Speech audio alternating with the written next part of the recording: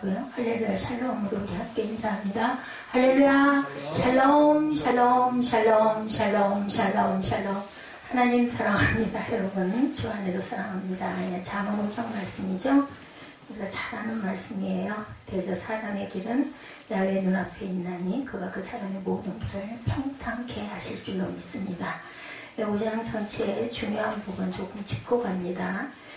보니 내 길을 그에게서 멀리하라. 8절에 이렇게 말씀하죠. 그 집 문에 가까이 가지 말라. 이렇게 말씀합니다. 음행을 이길 수 있는 방법은 그런 환경에 가까이 가지 않는 것이다.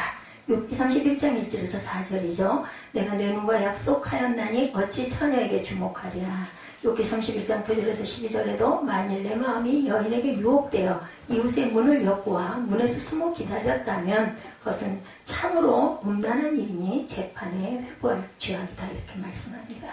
큰 악이라고 14절에 많은 무리에게 모인 중에 큰 악에 빠지게 되었노라. 하게 될까 염려하노라 말씀하죠.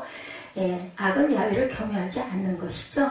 예레미야 2장 19절에 나를 경외함이 없는 것이 악이요. 잠언 8장 13절에도 야훼를 경외하는 것은 악을 미워하는 것이다 말합니다. 시편 119, 153절에도 주의 율법을 버린 악인들이다. 느헤미야 1장 7절에도 주를 향하여 크게 악을 행하여 주께서 주의 종 모세에게 명령하신 계명과 율례와 규례를 지키지 아니하였나이다 라고 나타납니다. 21절 오늘 본문이죠. 사람의 길은 야훼 눈앞에 있나니. 욥기 34장 21절에 그는 사람의 길을 주목하신다라고 말씀하세요. 사람의 모든 걸음을 감찰하시고 행악자는 숨을 만한 흑암이나 사망의 그늘이 없다라고 말하죠. 예레미야 16장 17절로도 내 눈이 그들의 행위를 살펴보므로 그들의 죄악이 내 목전에서 숨겨지지 못하리라고 말씀합니다.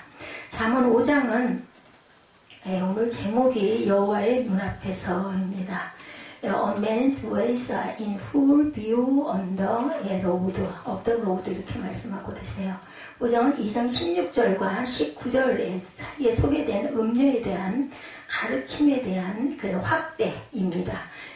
잠언 2장 16절부터 19절 우리 함께 보면 지혜가 또 너를 음녀에게서 말로 호리는 이방 계집에게서 구원하리니 그는 젊은 시절에 짝을 버리며 그의 하나님의 언약을 잊어버린 자라. 그의 집은 사망으로 그의 길은 스올로 기울어졌나니 누구든지 그에게로 가는 자는 돌아오지 못하며 생명길을 얻지 못한다. 구원받지 못합니다. 이 주에는 본문 외에도 잠언 6장 24절에서 또한 35장 7절에서 1절에서 37장 35장과 37장 1절에서 27절 연속적으로 계속 다루어집니다. 음료에 대한 경고가 많이 강조되어지는 것은 그만큼 젊은이들에게 큰 위험으로 나타나기 때문이죠. 우리 제자들은 출세를 위한 경력을 망치지 않기 위해 조심하라고 경고했지만 성경은 더 근본적인 문제로 지혜자 즉 하나님의 백성으로 그에 합당한 지혜로운 삶을 위해서 계속해서 경계하고 있습니다. 아까 제가 말씀을 조금 잘못 드린 것 같아요. 잠언 6장 24절에서 35절, 10장 1절에서 27절입니다. 지식을 지키라고 말씀하죠. 번장은 음료에 대한 교훈에 들어가기 앞서 이건 역시 지혜의 문제임을 분명하게 말씀하고 있어요. 3절에 보니까 음녀의 입술은 꿀을 떨어뜨리며 그의 입은 기름보다 미끄럽다. 얼마나 미끄럽게 거짓말을 잘하는지. 그러므로 음녀의 문제를 다룬 데 있어서 지혜와 명철, 근심과 지식은 필수다. 어디에 지혜를 받아야 될까요? 우리는 하늘의 지혜를 받아야 할 줄로 믿습니다. 야고보서 3장 17절에 보면 오직 위로부터 난 지혜는 첫째 성결하고 다음에 화평하고 관용하고 양순하고 긍휼과 선한 열매가 가득하고 협경과 거짓이 없나니 화평하게 하는 자들은 화평으로 심어 의의 열매를 거두니라. 우리 성도, 우리 교회 기도 제목 중에 하나이기도 합니다. 야고보서 3장 17절. 집을 세우는 지혜, 잠언 24장 3, 4절에 보면 집은 지혜로 말미암아 건축되고 명철로 말미암아 견고하게 되며 또 방들은 지식으로 말미암아 각종 귀하고 아름다운 보배로 채운다. 우리 아름다운 보배는 막 보석, 금은 이런 생각을 하는데 말씀이 바로 아름다운 보배죠. 음녀의 유혹에서 음녀는 이방 여인일 수도 있고 돈을 벌거나 자신의 욕망을 만족시키기 위해서 창녀처럼 행동하는 여자를 가리키는 것이라고 볼 수가 있습니다. 이 여자는 유혹하는 기술이 숙달되어 있고 아주 구변이 좋아요. 음료는 꿀처럼 달콤하게 말하고 기름처럼 매끄럽게 말합니다. 여러분들 주변에 너무나 달콤하게 아주 그럴듯하게 말하는 부분은 조금은 우선은 좀 경계해야 합니다. 그러나 그녀의 꿀같은 달콤함 뒤에는 쑥같이 쓴 것, 기름처럼 매끄러움 뒤에는 분할 가진 칼날 같은 날카로움이 숨어 있다는 거죠. 그 뒤에 숨어 있는 것들이야말로 음녀의 번색이다. 음녀와 이방 여인에 대해서 잠언 7장 5절에 그리하면 이것이 너를 지켜서 음녀에게 말로 호리는 이방 여인에게 빠지지 않게 하리라 말씀합니다. 칼과 같은 말이라고 시편 55편 21절에 그의 입은 우유 기름보다 미끄러우나 그의 마음은 전쟁이요 그 말은 기름보다 유하나 실상은 뽑힌 칼이로다. 음녀의 길에 대해서 말씀하세요. 음녀는 죽음과 음부로 나아가는 길을 걷는 여자라고 표현하고 있습니다. 5절 말씀 보면 그의 발은 사지에 내려가는 사지 죽도로 내려간다는 거죠. 그의 걸음은 스올로 나간다고 하죠. 비록 겉으로는 쾌락과 성적 욕망의 충족을 내세우지만 결국은 육체와 영혼을 죽음에 이르게 한다. 그러나 음녀는 이러한 행위에 대해서 아무런 죄책감을 느끼지 않습니다. 그녀는 자신의 행동이 죄라는 것 자체를 인정하지 않죠. 마찬가지로 음료와 함께하는 자 역시 어리석게도 자신의 위험을 부인합니다.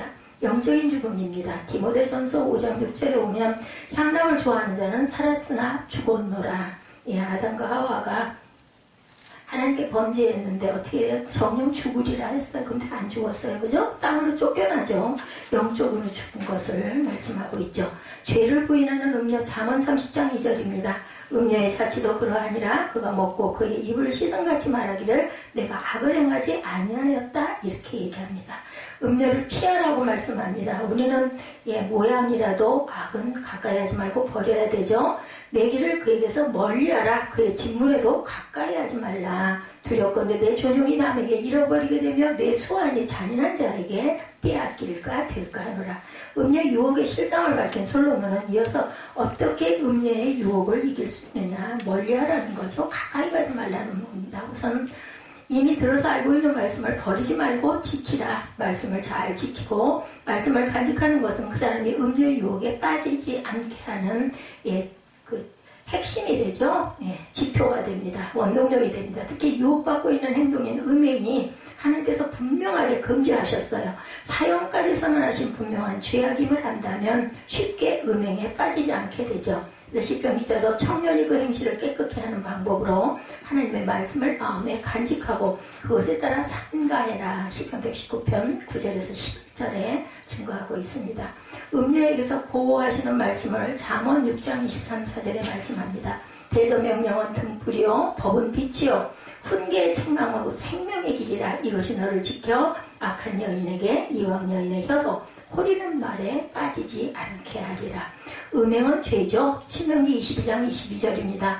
어떤 남자가 유부녀와 동침한 것이 드러나거든 그 동침한 남자와 여자를 둘 다 죽여 이스라엘 중에 악을 제하라고 말씀하죠. 가까이 가지 아예 가까이 가지를 말라. 8절에 말씀하셨었죠. 가까이 가지 말라. 내 길을 그에서 멀리하라. 그의 친 문에도 가까이 하지 말라. 솔로몬이 제시하는 유혹을 피하는 두 번째 방법, 음녀에게 가까이 가지 말고 멀리하라. 어쩌면 이것은 아주 확실한 방법이죠. 육체의 정욕은 매우 강한 것으로 나그네로서 세상을 사는 하나님의 백성들이 제어해야 할 가장 주요 대상입니다.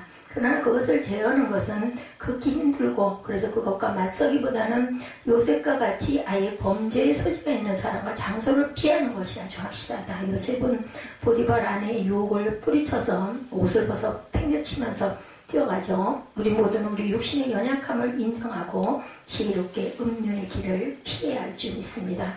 육체의 정욕을 제어하라. 베드로전서 2장 10절입니다. 사랑하는 자들아 거류민과 나그네 같은 너희를 권하노니 영혼을 거슬러 싸우는 육체의 정욕을 제어하라. 음녀를 피하라고 창세기 39장 10절에 여인이 날마다 요셉에게 청하였으나 요셉이 듣지 아니하며 동침하지 아니할 뿐더러 함께 있지도 아니했다. 그럼에도 불구하고 감옥에 갇히는 사건이 일어나죠. 음행의 결과에 대해서 9절에서 14절까지 말씀하고 있습니다. 우리 본문에 나왔던가요? 네. 9절에서 14절을 보면 말씀하죠. 내 존용이 남에게 잃어버릴까 될까 두렵다. 맞죠? 내 수완이 잔인한 자에게 빼앗기게 될까 하노라. 두렵건대 타인이 내 재물로 충족하게 되면 내 수고한 것이 외인의 집에 있게 될까 하노라. 두렵건대 마지막에 이르러 내 몸 내 육체가 쇠약할 때 내가 한탄하여 말하기를 내가 어찌하여 훈계를 싫어하며 내 마음이 꾸지람을 가벼이 여기고 내 선생의 목소리를 청종하지 아니하며 나를 가르치는 이에게 귀를 기울이지 아니하였던 것. 많은 무리들이 모인 중에서 큰 악에 빠지게 되었노라. 하게 될까 염려하노라. 이렇게 고백합니다. 솔로몬은 세 번째 음행이 가져오는 결과를 생각하라고 말하죠. 음행이 가져오는 결과는 한 사람과 그의 가정을 파탄시키기에 충분합니다. 명예의 실추, 육체적 정신적 쇠퇴, 재산의 탐진, 다른 범죄의 연루 등 여러 가지 악한 결과가 나타나게 됩니다.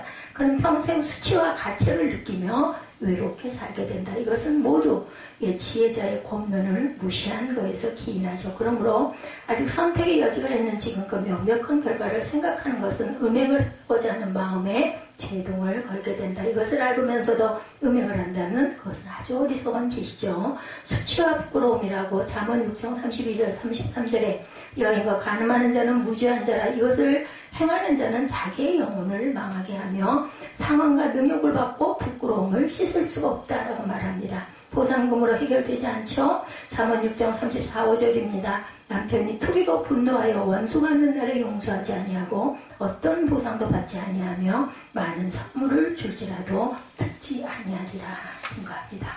그리고 아내를 사랑하라고 말씀하죠. 결혼 안에서 성생활을 하라고 15절부터는 너는 내 우물에서 물을 마시라고 그러죠. 내 샘에서 흐르는 물을 마셔라. 어찌하여 내 샘물을 집 밖으로 넘치게 하며 내 도랑물을 거리로 흘러가게 하겠느냐. 그 물이 내게만 있게 하고 타인과 더불어 그것을 나누지 말라. 내 샘으로 복되게 하라. 내가 젊어서 취한 이를 즐거워하라.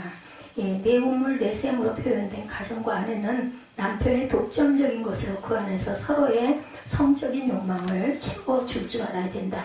남편과 아내는 모두 성적인 필요를 가지고 있기 때문에 그것이 합법적인 방법인 결혼관계 안에서 해결되어지지 않을 때 음욕이 자행 발성적으로 행해진다. 서로의 욕구를 채워주지 않는 것은 배우자로 하여금 타인을 향하여 하는 것과 동일한 행위다. 서로의 성적 욕망을 채워주라. 고린도전서 7장 5절입니다. 서로 분방하지 말라. 다만 기도할 틈을 얻기 위해서 합의상 얼마 동안은 하되 다시 합하라. 이는 너희가 절제 못함으로 말미암아 사단이 너희를 심하지 못하게 하려 합니다. 음행의 연고로 결혼하죠. 고린도전서 7장 2절에 음행을 피하기 위하여 남자마다 자기 아내를 두고 여자마다 자기 남편을 두라. 사랑을 연모하라고 17절에서 19절에 증거합니다. 솔로몬은 부부의 사랑이 단지 의무적인 것만이 아니라 서로를 즐거워하고 연모하는 것이 되어야 된다. 솔로몬은 아가서에서 부부간의 사랑에 대해서 은유적인 표현을 사용해서 묘사하죠. 거기서 두 사람은 서로에게 몰두하고 취하여서 아무도 그들의 사랑을 방해하지 말라고 말합니다. 이렇듯 배우자의 마음이 온전히 빼앗긴 사람들은 음료를 안고자 하지 않는다라는 것. 사랑을 방해하지 말아라. 아가서 8장 3, 4절이죠. 너는 왼팔로 내 머리를 고이고 오른손으로 나를 안았으리라. 예루살렘 딸들아 내가 너에게 부탁한다. 내 사랑하는 자가 원하기 전에 흔들리지 말며 깨우지 말라.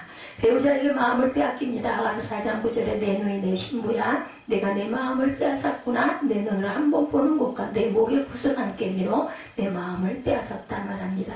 하나님을 헤아리라고 오늘 본문 21절이죠. 음녀를 하는 것은 아내와의 언약을 깨뜨리는 것이고 더 나아가 그들의 결혼을 성사시킨 하나님의 언약을 깨뜨리는 것이라고 이렇게 말씀하죠. 항상 주님의 품에 사랑스러운 안자승 같고 5장 19절 21절에 보면 대저 사람의 길은 야훼 눈앞에 있나니 그가 그 사람의 모든 길을 평탄하게 한다라고 하죠. 그래서 육체의 정욕 중 성욕은 어쩌면 식욕보다 더 강한 것임도 모른다. 그런데도 오늘날의 반정스럽고 타락한 성윤리는 많은 사람들의 정신을 혼미하게 합니다. 그냥 청소년에게들도 쑥쑥 들어오죠. 보면 심지어 그리스도인에게까지 영향력을 끼치고 있습니다. 그런 것은 결코 우리가 용납해서도 안 된다. 하나님 그의 백성을 거룩함을 요구하십니다. 우리는 거룩을 위해서 헌신해야 되죠. 그리스도인이란 세상이 아닌 그리스도를 따르는 사람들이기 때문입니다. 사람의 길은 야훼 눈앞에 있다라고 말씀하죠. 그러므로 우리는 야훼 눈앞에 늘 서 있을 줄 알아야 합니다. 누구보다도 이 하나님의 자녀들, 성도들은 여호와의 눈앞에 사는 사람들이어야 합니다. 우리가 어느 곳에 어떤 모양으로 있든지 주님께서는, 하나님께서는 고란대요 하나님은 눈동자처럼 우리를 지키십니다. 그래서 하나님의 백성들을 하나님의 얼굴을 구하는 자들이다 이렇게 말하죠. 얼굴을 구한다는 것은 하나님을 눈으로 보는 것처럼 우리가 인식하고 믿는 것이죠. 주님의 얼굴, 그것도 그분의 눈을 대하는 것, 그것은 그가 그 사람의 모든 길을 평탄케 하시는 길이기 때문에 우리는 그것을 행복이고 기쁨으로 여기고 바라봅니다. 우리 마음에 거리낌이 있을 때 어때요? 상대방에게 좀 거리낌이 있을 때는요, 눈을 맞추지 않습니다. 눈을 피하죠. 그런데 우리 마음 안에 행복 있고 평안이 있을 때는, 또 상대방이 예쁠 때는 그 사람을 열심히 쳐다보죠. 서로의 눈과 눈으로 말을 하지 않아도 눈빛만 봐도 서로 압니다.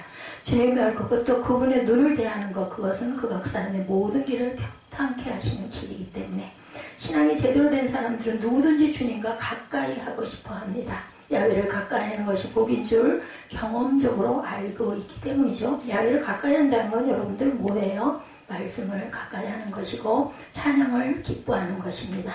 그리고 주님과 가까이 하는 것의 가장 감동적인 표현이 바로 그분의 눈을 대하는 거리에 서는 것. 야훼를 눈앞에서 살아가는 것, 그것은 가장 하나님을 가까이 하고 사는 삶의 모습입니다. 야훼의 눈앞에서 산다는 것은 여호와 하나님을 두렵고 떨림으로 진실되고 섬기며 살아가게 되죠. 여호와께서, 하나님께서 우리를 보고 계신다라고 생각할 때 우리가 악한 짓이나 도둑질을 할 수가 없죠. 전도서 5장 2절에 너는 하나님 앞에서 함부로 입을 열지 말며 급한 마음으로 말을 내지 말라. 하나님은 하늘에 계시고 너는 땅에 있습니다 말씀합니다. 그런데요, 우리의 입술에 그런 고백들 다 들으십니다. 영이신 하나님이. 그런데 마땅히 말을 적게 할 것이라. 우리 말 많이 하다 보면 실수하게 되고, 처음에는 즐거워하고 기뻐하고 유머하고 좋고하고 하다가 그 말이 말의 말꼬리를 계속 물게 되면 나중에는 그것으로 다툼이 일어나고 분쟁이 일어납니다. 그래서 우리는 되도록이면 말을 많이 하지 않아야 합니다. 그래서 우리는 하나님 앞에 경건이라는 것이 조심 없이 방자스럽게 함부로 말을 하지 않는 것으로 생각할 수 있죠. 하나님 앞에 사는 경건한 사람은 함부로 자긍하는 말을 하지 않습니다. 부정적인 말, 그런 말들을 하지 않죠. 하나님은 들으시는 하나님이라는 거 잊지 마시기 바랍니다. 그래서 말씀은 되도록이면 소리를 내서 읽으시라고 저는 그 말씀을 소리를 내서 읽음으로 은혜를 많이 받은 사람이기 때문에 제가 증인입니다. 눈으로 읽는 거, 마음으로 읽는 것도 중요하지만 아주 깊이 묵상할 때는 필요합니다. 그런데 그렇지 못할 때는요, 입술로 막 고백해서 읽다 보면 그 소리가 저는 제 귀로 다시 들어오더라고요. 사람이 눈앞에서도 조심이 되거든. 하물며 전능하신 야훼의 눈앞이라고 한다면 당연히 자신을 살피면서 경건하게 조심스럽게 말 한마디라도 하게 되겠죠.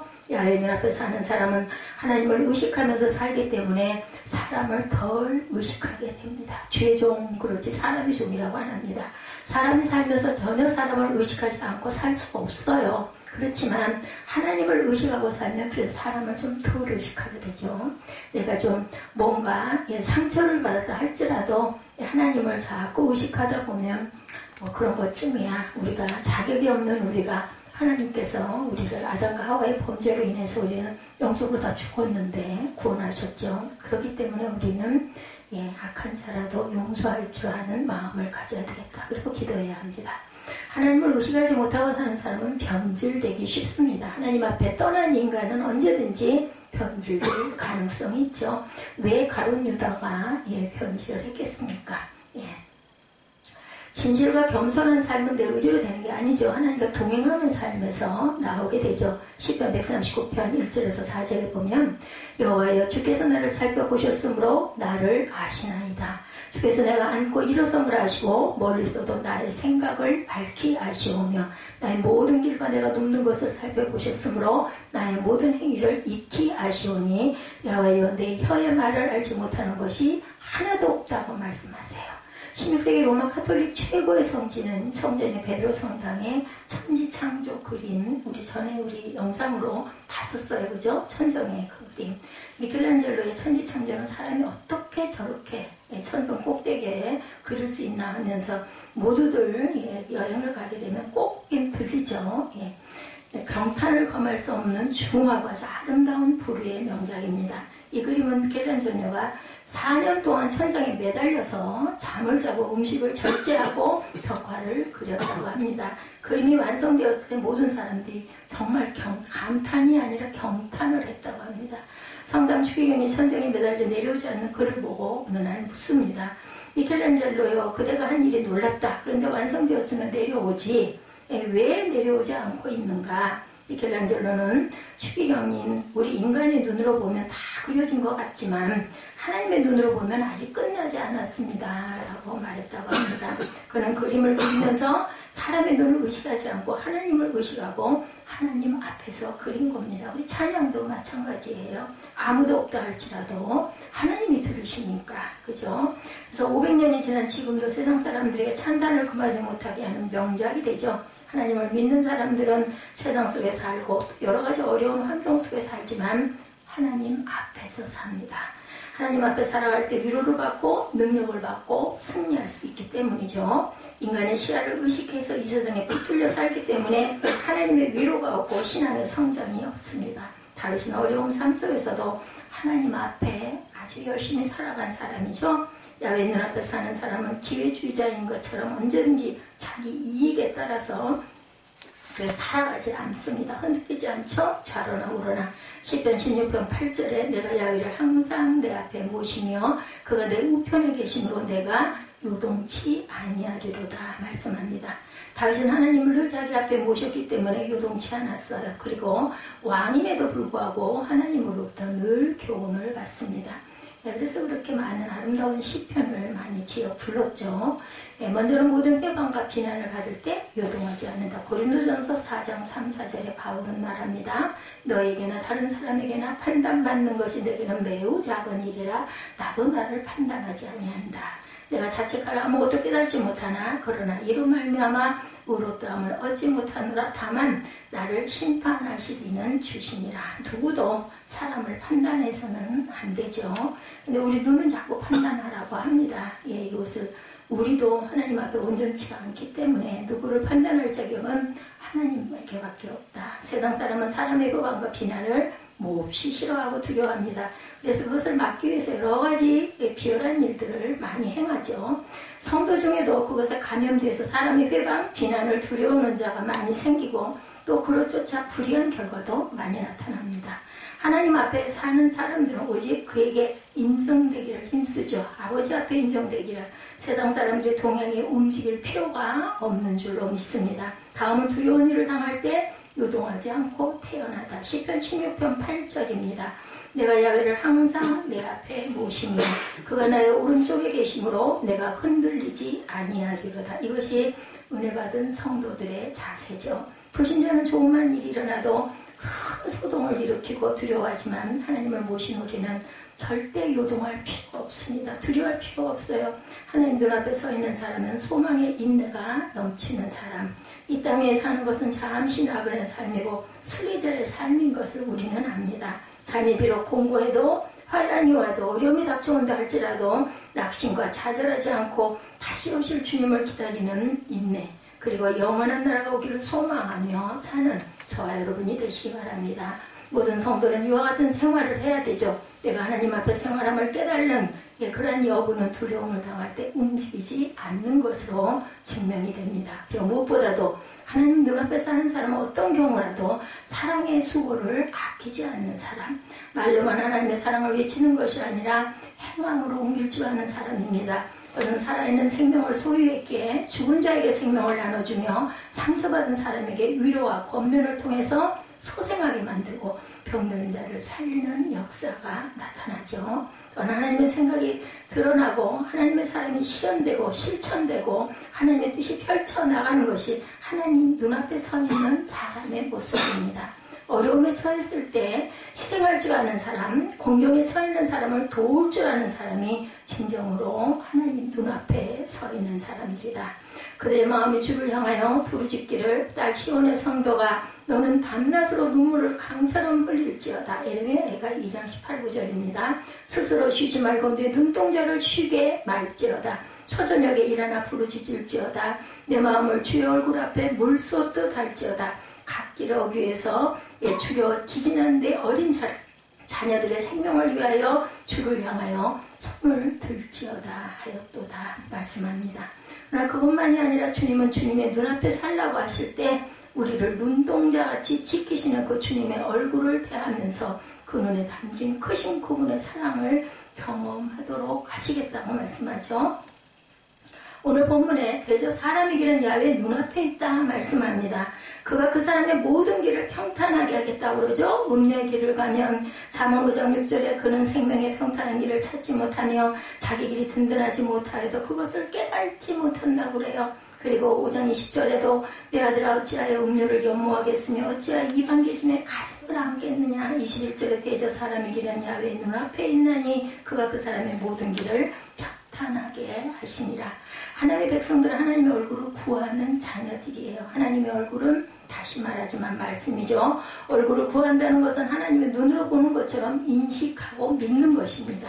이렇게 살면 하나님께서 그 사람의 모든 길을 평탄케 해주시겠다고 약속하세요. 잠언 5장 21절 22절에 악인은 자기의 악에 걸리며 그 주의 죄에 매이나니 그는 훈계를 받지 아니함으로 말미암아 죽겠고 심히 미련함으로 말미암아 혼미하게 되느니라. 말씀을 받지 않는 사람은 영적으로 죽은 사람이죠. 주님은 우리에게 복 주시고 지키시기를 원하시며 그 얼굴을 비추사 은혜 베푸시기를 원하며 그의 얼굴을 그에게 향하여 드사 평강 주시기를 원하죠. 민수기 6장 24절에서 27절 말씀입니다. 우리와 얼굴을 대하시며 더 많이 사랑하시기를 원하시는 하나님이 주의 얼굴 앞에 살라고 오늘도 말씀합니다. 야훼 코람데오 눈앞에서 살기를 소망하는 저와 여러분들이 되어서 하나님이 주시는 귀한 복을 누리시기를 주님의 이름으로 축복합니다. 오늘 본문 말씀이죠. 5장 21절 그래서 사람의 길은 야훼 눈앞에 있나니 그가 그 사람의 모든 길을 평탄하게 하시느니라. 그러면 우리가 주님의 말씀을 늘 가까이 하고 주님의 얼굴을 주님의 눈동자를 우리가 항상 바라볼 줄 아는 믿음의 자녀들 되시기를 주님의 이름으로 축복합니다. 우리 찬양하시고 잠깐 중보기도 하는 시간 잠깐 가지시고 축도로 예배를 마치도록 하겠습니다.